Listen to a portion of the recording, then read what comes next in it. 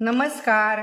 अपर्णास किचनमध्ये मी अपर्णा आज तुम्हाला दाखवत आहे वर्षभर टिकतील असे अतिशय पौष्टिक भाजीचे सांडगे. आपल्याला घरामध्ये भाजी नसेल तर अशी सांडग्याची भाजी अतिशय उपयोगी येते. ही पौष्टिकी आहे आणि हे सांडगे वर्षभर राहतात. पाहूया तर आपण याच्यासाठी काय काय तयारी केलेली आहे.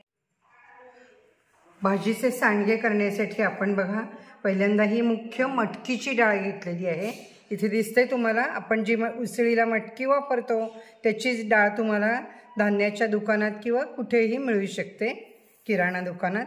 ही अर्धा किलो आपण मटकीची डाळ घेतलेली आहे.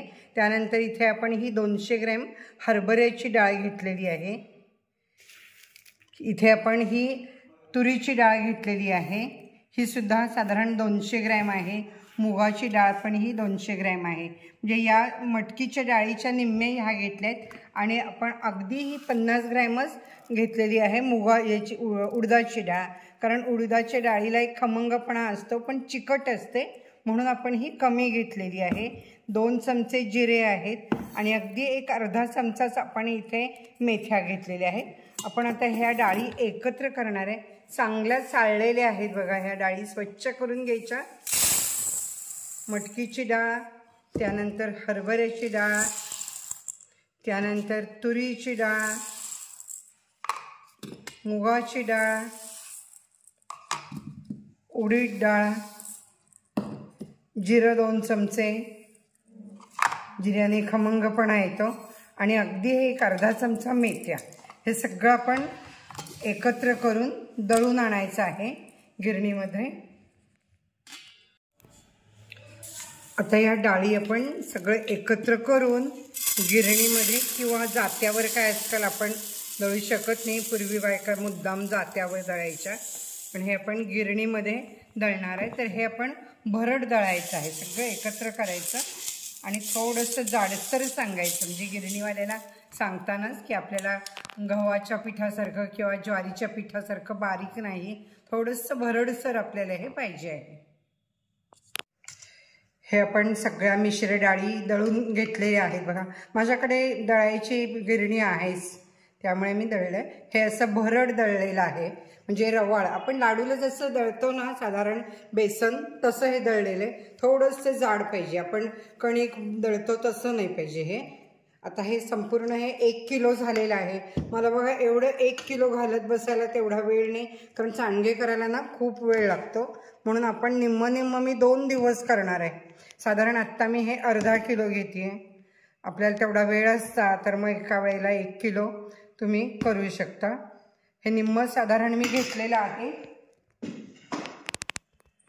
आता यामध्ये आपण काय काय घालायचं ते पाहूया.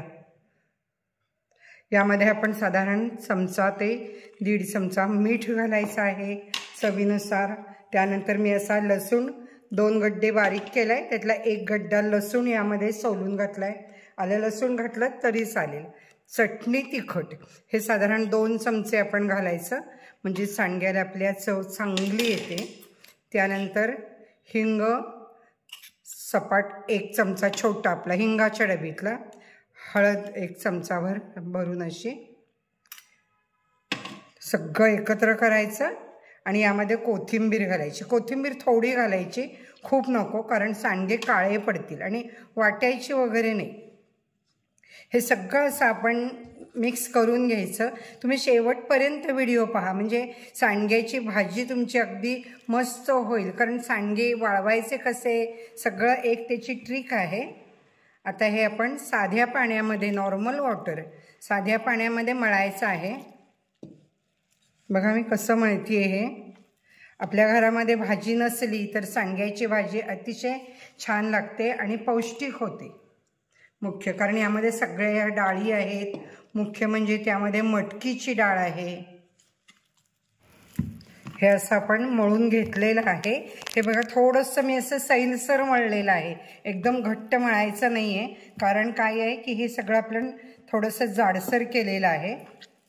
आणि आता हे सगळं मळून झाल्यावरती आपण झाकून 4 तास ठेवायचं आहे. म्हणजे आपले सांडगे अगदी चांगले होतात आणि आतपर्यंत मुरायला पाहिजे. सांडगा कधी कडक नको आहे. हे मी आता असंच झाकून 4 तास ठेवत आहे. बघा दुसऱ्या भांड्यात काढते मी इकडे.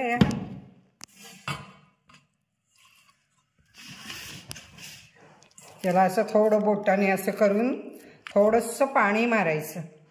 हे बघा, असं मी पाणी जरा शिंपडते ह्याच्यावरती, असं मारते हे. आणि हे मी झाकून ठेवणार आहे 4 तास.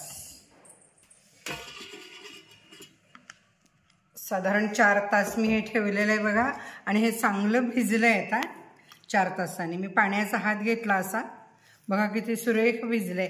जास्त वेळ पण भिजवायचं नाही, तर मग काय होतं, फसफसतं. कारण उन्हाळ्याचे दिवस आहेत, आपल्याला माहिती असतं, आंबल्यासारखं होतं ते. तर 4-5 तास, अगदी 6 तासापर्यंत चालेल, पण त्यापेक्षा जास्त नको. आता आपण काय करणार आहे पाहूया. इथे मी हे ताट घेतलेलं आहे एक, त्याला असं तेल टाकायचं, थोडंसं तेल लावून घ्यायचं, म्हणजे आपले सांडगे लगेच निघतील. फार पण तेल लावायचं नाही आहे, कारण आपण उन्हाळ्याचं हे वर्षभर ठेवणार आहे, तर खूप पण तेल नको. ताटाला सगळीकडून तेल लावायचं. इथे प्लॅस्टिकचा कागद घेतलेला आहे. प्लॅस्टिकच्या कागदाला सुद्धा तुम्ही तेल थोडंसं लावून घेतलं किंवा नाही घेतलं तरी चालतं. थोडंसं पुसलं असं तेलाचा हात की बरं असतं. हे बघा, असं हे पीठ कसं झालेलं आहे बघा. माझ्या हाताला चिटकत नाही आहे. मी पाणी लावते, वाटी तिथं पाणी ठेवायचं बाजूला, असं हाताला लावायचं. हे असं थोडंसं मुटक्यासारखं करून घ्यायचं आणि असे बारीक बारीक सांडगे घालायचे. याला सांडगे तोडणे असं म्हणतात. थोडासा काटा पाहिजे याला यायला, अगदी गोल गरगरीत गोल नको. बघा हे कसे दिसतात, अगदी बारीक शक्य तितकं घालायचं आहे. हे बघा, आता वाळले की आणखीन बारीक होतात. हे आपल्याला 2 ते 3 दिवस कडक उन्हामध्ये घालायचे. आणि करताना हे असे ताटामध्ये आपण सकाळी केले की मग ही दुपारी उन्हात ताटं ठेवायची. मैत्रिणीला बोलवायचं करायला, मग तिला वाटीभर सांडगे द्यायचे. कर ना ग सांडगे माझे मैत्रिणी, कर ना ग सांडगे माझी विहीन बाई, लग्नाच्या वेळी सांडग्याचा मुहूर्त केली ग भाजी तिला, लेकीला धाडिली. असं छान बायकापूर्वी मस्त गाणं म्हणायचं सांडगे करताना. आणि आमच्याकडे बघा साताऱ्यात ना मुहूर्ताचे सांडगे असतात, मुहूर्ताला सांडगे केले जातात. आणि माझ्या मैत्रिणींना करायला बोलवतं. ये ग बाई, माझी पण मैत्रीण आली बघा, कशी वेळेत आली ग तू, होय म्हणून. हा, बरं झालं. आता हिला पण आपण सांडगे घालायला लावूया थोडेसे. जरा पाण्याचा हात लावा, येतात ना, घातलेत ना कधी. हा, असे हे छोटे छोटे सांडगे घालायचे. तर बघूया, आपण अशी पायपिंग बॅग घेतलेली आहे, केकसाठी क्रीम वापरतो ती, किंवा साधी पिशवी घेतली तुम्ही तरी चालेल. आता ही मी एका ग्लासमध्ये ठेवली, कारण पायपिंग बॅगमध्ये घालायचं म्हणजे तसं करायला लागतं. आणि हे आपण मिश्रण यामध्ये घालायचं आहे. असं हे बघा, गोळा असा मी यामध्ये घातला हा.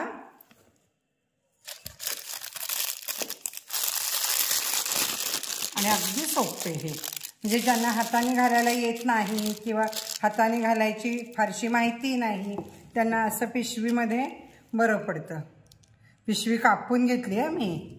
हे बघा, थोडीशी चिरून घेतली मी, इथं कात्रीने कापली. आणि हे असे गोल नको आहेत, इथं थोडासा काटा यायला पाहिजे, म्हणून त्याला आपण थोडंसं त्रिकोणी कापलं. हे बघा, दिसतंय काटा, अगदी बारीक बारीक.